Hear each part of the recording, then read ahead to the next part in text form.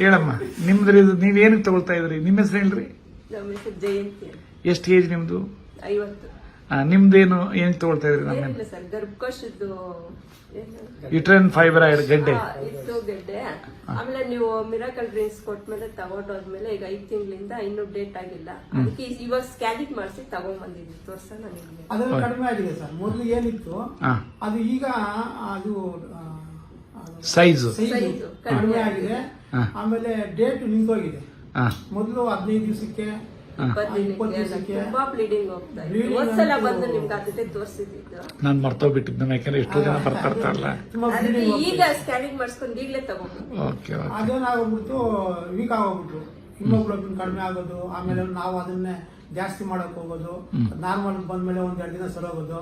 ಮತ್ತೆ ಅದೇನಾಗ್ಬಿಡ್ತು, ಬ್ಲೀಡಿಂಗ್ ಜಾಸ್ತಿ ಆದಾಗ ಮತ್ತೆ ಡೌನ್. ತುಂಬಾ ಕಡೆ ಎಲ್ಲ ಮಾಡ್ತೀವಿ ಸರ್. ಸುಮಾರು ಒಂದು 8-10 ವರ್ಷದ ಪ್ರಯತ್ನ ಮಾಡಿದ್ವಿ. ಎಲ್ಲಿ ಏನು ಯೂಸ್ ಆಗಲಿಲ್ಲ.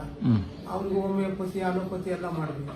ಇಲ್ಲಿ ಬಂದ್ಮೇಲೆ ನೋಡಿ ಸರ್, ಅವ್ರು ತಗೊಂಡಿದ್ದು 1 ತಿಂಗಳು ಆಟೋಮೆಟಿಕ್ ಆಗಿ ಎಲ್ಲ ನಿಂತಿದೆ. ಈಗ ಆರಾಮಾಗಿದ್ದಾರೆ.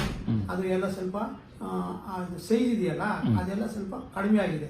ರಿಪೋರ್ಟ್ ವೆರಿ ಗುಡ್ ಅಪ್ಪ, ಥ್ಯಾಂಕ್ ಯು ವೆರಿ ಮಚ್. ಭಾರಿ ಖುಷಿ ಆಯ್ತು. ಯಾಕೆಂದ್ರೆ ಇವತ್ ನೋಡ್ರಿ, ಇದನ್ನ ಯುಟ್ರೈನ್ ಫೈಬ್ರಾಯ್ಡ್ ಅಂತಾರೆ ಹೆಣ್ಮಕ್ಳಿಗೆ. ಅದಕ್ಕೆ ತೆಗಿಬೇಕಂತಾರೆ. ಅದೆಷ್ಟೋ ಜನ ಸೈಡ್ ಎಫೆಕ್ಟ್ಸ್ ಆಗುತ್ತೆ. ಆಪರೇಷನ್ ಮಾಡ್ಬೇಕು ಅಂತ ಹೇಳಿದ್ರು. ಅದಕ್ಕೆ ಬೇಡ ಅಂತ ಅಂದ್ಬಿಟ್ಟು ಟಿವಿನಲ್ಲಿ ಪ್ರೋಗ್ರಾಮ್ ನೋಡಿ ಇಲ್ಲಿಗೆ ಬಂದಿದ್ದು. ಓಕೆ, ನಮ್ಮ ರಿಯಲಿ ಗ್ರೇಟ್. ಈಗ ನೀವು ಒಂಥರ ಏಂಜಲ್ ಇದ್ದಂಗೆ. ಬೇರೆಯವರಿಗೆ ಎಷ್ಟು ಜನಕ್ಕೆ ಪ್ರಾಬ್ಲಮ್ ಇರುತ್ತೆ ಅವ್ರಿಗೆ ಎಲ್ಲಾನು ಮನವರಿಕೆ ಆಗುತ್ತೆ. ನಮ್ಮ ಆಯುರ್ವೇದದಲ್ಲಿ ಅದಕ್ಕೂ ಸಹ ಪವರ್ಫುಲ್ ಇದಿದೆ. ಆಯುರ್ವೇದಿಕ್ ತುಂಬಾ ಕಡೆ ಯೂಸ್ ಮಾಡಿದ್ವಿ ಸರ್. ಆಮೇಲೆ ಯೋಗವನ ಬೆಟ್ಟ ಅಂತ ಅಲ್ಲಿಗೆ ಹೋಗಿದ್ವಿ. ಅಲ್ಲಿನೂ ತಗೊಂಡಿದ್ವಿ.